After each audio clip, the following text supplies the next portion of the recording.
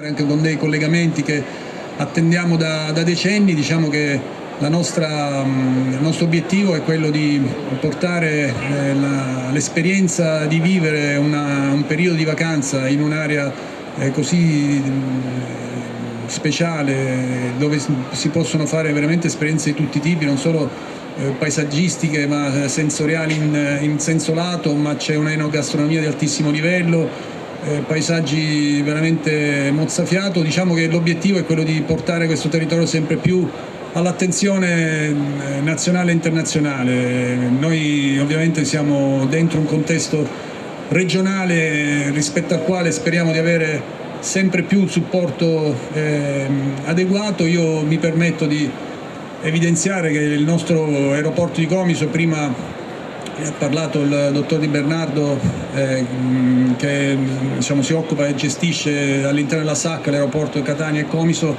Ecco, vorremmo avere la stessa attenzione su Comiso di quella che viene riservata anche per esempio a Trapani. Ho letto dei numeri molto differenti tra Trapani e Comiso. C'è sicuramente un intervento regionale molto più incisivo su Trapani. Non è per fare polemica, sono semplicemente riporto i dati di fatto, e vorremmo avere le stesse opportunità anche per sviluppare il nostro piccolo aeroporto. Sono qua a Rimini al TTG, un appuntamento nazionale. Prima siamo stati qui come candidati, adesso invece come vincitori di Agrigento 2025, e non è soltanto una vetrina o delle esposizioni così fredde, ma è invece un punto di incontro, un punto fondamentale affinché il nostro territorio possa acquisire tutti quei suggerimenti utili per lo sviluppo, non solo turistico ma anche culturale ed economico.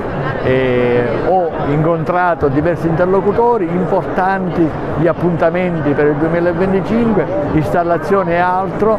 Penso che siamo a buon punto e un punto di partenza proprio per l'anno 21.